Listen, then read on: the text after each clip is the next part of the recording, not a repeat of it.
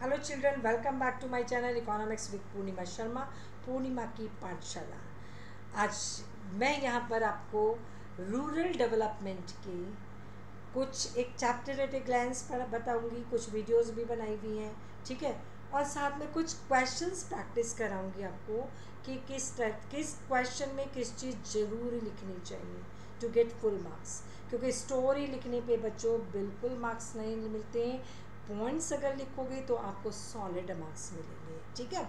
तो ये rural development में पहले तो चैप्टर एट ए ग्लैंस मैंने क्या क्या पढ़ना है आपको, मैंने क्या क्या पढ़ाया है आपको। पहले तो रूरल डेवलपमेंट क्यों ये चैलेंज है, ठीक है।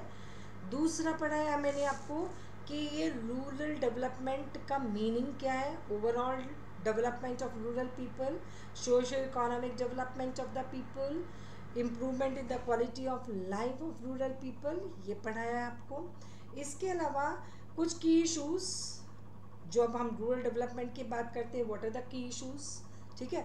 जैसे कि इंफ्रास्ट्रक्चर हमारा की इशू है, अच्छा नहीं है।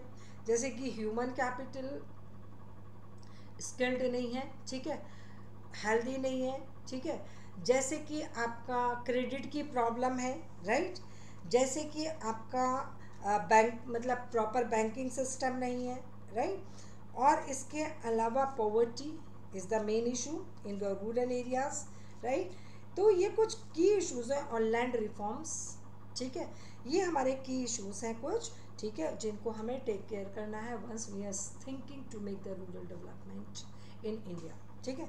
उसके बाद हम इसको फिर डीप में हम करेंगे कि how the socio economic development can be possible for the people residing in rural areas. पहला है आपका कि हम रूरल क्रेडिट को दिया करें, इस पे पूरी वीडियो बनी हुई है, ठीक है, कि रूरल क्रेडिट से हम कैसे रूरल डेवलपमेंट कर सकते हैं। रूरल क्रेडिट्स का क्वेश्चन बहुत इंपॉर्टेंट है। जब रूरल क्रेडिट की इम्पोर्टेंस की बात है तो कभी भी एक दो पॉइंट बिल्कुल नहीं भूलना। कौन सा? एक तो आपका gestation period between sowing and realisation of income is little long, ठीक है। कि जब हम कोई भी क्रॉप उगाते हैं, सोइंग सीजन, और जब इनकम उनको फार्मर्स को मिलती है, रियलाइजेशन ऑफ इनकम, इसके बीच में 5-6 मंथ का एक लॉन्ग गैप होता है। उसमें रूरल पीपल को पैसे की ज़रूरत होती है, ठीक है, सर्वाइवल के लिए, specifically small and marginal farmers के लिए।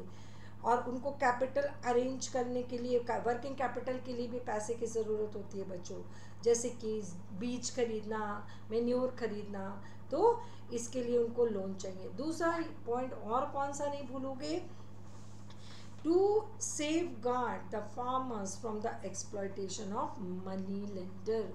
ये दो पॉइंट बहुत इंपॉर्टेंट है, चाहे कहीं कोई भी क्वेश्चन आए रूरल क्रेडिट से, ये डालने ही डालने हैं, ठीक है। क्यों? क्योंकि आपका जो फार्मर्स है, स्मॉल है, उनके पास कोलेट्रल नहीं है, वो बैंक से लोन नहीं ले सकते, तो वो किस पे लोन लेते हैं, किससे लोन लेते हैं? मनी लेंडर से, इनफॉर्मल सोर्सेज ऑफ क्रेडिट से। तो अगर मान लो हम बैंक्स को, क्योंकि बहुत सारे विलेजेस में बच्चों बैंक्स भी नहीं है, तो उनके लिए इजी लोन अवेलेबल कराया जाए और हर गांव में बैंक हो, ठीक है, तो गांव के लोगों को, फार्मर्स को हम मनी लेंडर के एक्सप्लॉयटेशन से बचा सकते हैं, ठीक है। तो ये पॉइंट आपको जरूर लिखने हैं। जैसे कि क्वेश्चन है, comment upon the following statement, A well structured banking system, ठीक है, is important for the development of a nation, ठीक है। तो इसमें दो पॉइंट ये मिस नहीं करना है, ठीक है। इसके अलावा स्मॉल स्केल इंडस्ट्रीज और भी आप डाल सकते हैं, can be set up in rural areas if the loan is provided to the rural people, और भी डाल सकते हैं, लेकिन ये दो पॉइंट नहीं छोड़ोगे, ठीक है। नेक्स्ट एक क्वेश्चन है कि prime minister urge to increase the rural income by increasing non farm activity. इसका बहुत इंपॉर्टेंट रूल है। पहले रूरल क्रेडिट से हम इनकम बढ़ा सकते हैं, सोशो इकोनॉमिक डेवलपमेंट कर सकते हैं। फिर मार्केटिंग, ठीक है, प्राइस उनको जेन्युइन दिलवाएं, उससे उनकी इनकम बढ़ेगी, उससे वो एजुकेशन और हेल्थ को इम्प्रूव करेंगे, सोशो इकोनॉमिक डेवलपमेंट हो गया। फिर डाइवर्सिफिकेशन बहुत इंपॉर्टेंट है, of farm activities and non farm activities के थ्रू हम इनकम बढ़ा सकते हैं, सोशल इकोनॉमिक डेवलपमेंट कर सकते हैं, improvement in the quality of life कर सकते हैं, और लास्ट टॉपिक है organic farming and sustainable development. These days all the countries are not talking about the economic development. It is important, but not on the cost of environment, not on the cost of resource depletion. ठीक है, तो organic farming is the way to get sustainable development. अब organic farming क्या है, इसके benefits, इसके challenges, ठीक है, कि क्या लिमिटेशन है, क्या चैलेंजेस है, ये आपको ऑर्गेनिक फार्मिंग में आपको पढ़ना है. ठीक है, अब आ जाइए इसके कुछ क्वेश्चन प्रैक्टिस करते हैं इस चैप्टर के बच्चों. ठीक है, ये आपके एनसीईआरटी के क्वेश्चंस हैं और हॉट्स हैं कुछ बच्चों. ठीक है, हॉट्स एंड एनसीईआरटी. अब आप बताइए मेरे को कि discuss the role played by horticulture. Horticulture का क्या रोल है in the creation of rural development in India. India के रेफरेंस में हॉर्टिकल्चर का रोल. तो इसमें पॉइंट लिखेंगे, it is very much important to eradicate unemployment, specifically seasonal and disguise unemployment. ये बहुत ज़रूरी पॉइंट है इसके लिए. ठीक है, और इसके अलावा various horticulture activities in India have improve the economic condition. फिर आप लिख दो. ठीक है, इन्होंने लोगों की इकोनॉमिक लाइफ को इम्प्रूव किया है. Such activities have become a lucrative source of livelihood for many women. ठीक है, जैसे कि वीमेन किस में जुड़ी हुई हैं, ये आपका वीमेन एनिमल हस्बेंड्री में भी वीमेन काम करती हैं, और दूसरा फ्लावर, ठीक है, नर्सरी जो होती हैं उसमें वीमेन काम करती हैं. तो वीमेन एम्पावरमेंट में भी इसने काम किया है हॉर्टिकल्चर में. ठीक है, अब आ जाइए नेक्स्ट क्वेश्चन. तो इसमें आप क्या नहीं भूलोगे, disguise unemployment and seasonal employment को इरेडिकेट करना. वीमेन एम्पावरमेंट का रोल हम इग्नोर नहीं कर सकते हॉर्टिकल्चर का. ठीक है, और इससे लोगों की क्या होगी, इकोनॉमिक जो ग्रोथ है, राइट, वो इनकी इनकम बढ़ेगी और वो उससे क्या होगा, इकोनॉमिक डेवलपमेंट और improvement in quality of life of people. ठीक है, अब आ जाइए एक क्वेश्चन जन धन योजना पर बेटे. ठीक है, जन धन योजना सबको पता है, जन धन योजना जिसमें कि कौन से ईयर में 14 में आई थी. ठीक है, 14 में मोदी जी ने स्टार्ट किया था, कोविड से पहले किया था. और जन धन योजना क्या था कि जीरो बैलेंस पर अकाउंट खोले थे. ठीक है, किसके, गरीब लोगों को बैंक से जोड़ा था.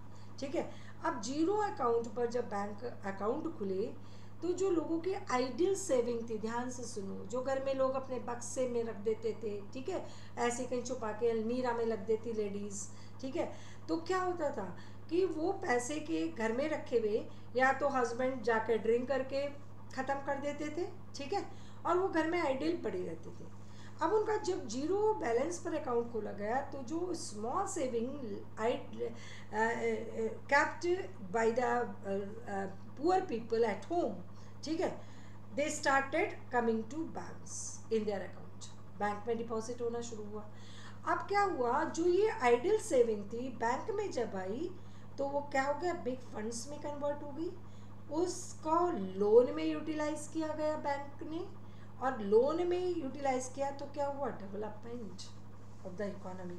बहुत पैसा इकट्ठा हुआ था जनधन योजना से. ठीक है, जिसको कि चैनलाइज किया गया for development of the economy. ठीक है, तो ये आपको भूलना नहीं है कि ये भी इम्पॉर्टेंट क्वेश्चन है.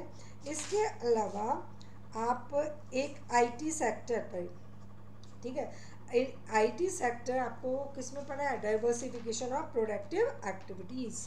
एक तो डाइवर्सिफिकेशन ऑफ क्रॉप्स, ठीक है, और एक है डाइवर्सिफिकेशन ऑफ प्रोडक्टिव एक्टिविटीज़, जिसमें fisheries, animal husbandry.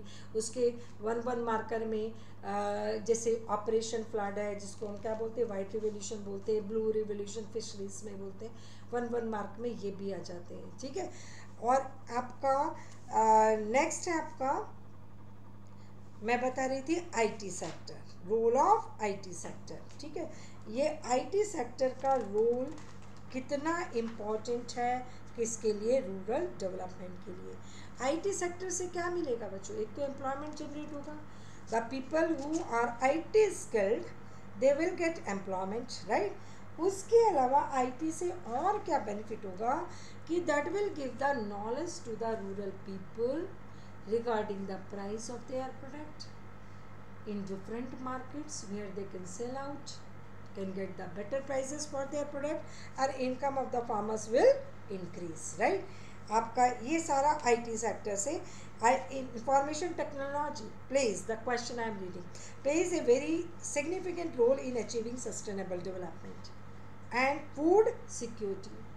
Food security कैसे होगी बच्चों कि आपका एक तो परमानेंट सोर्स ऑफ रिसोर्सेज है, एम्प्लॉयमेंट है, सीजनल जैसे आपकी जो फार्मिंग है वो सीजनल एक्टिविटी है, आईटी तो पूरे 12 महीने चलेगा आपका, अगर आपने सेंटर स्टार्ट किया हुआ है तो फूड सिक्योरिटी देता है सस्टेनेबल डेवलपमेंट के लिए, कैसे इंपॉर्टेंट है इन द करेंट सिचुएशन, ठीक है।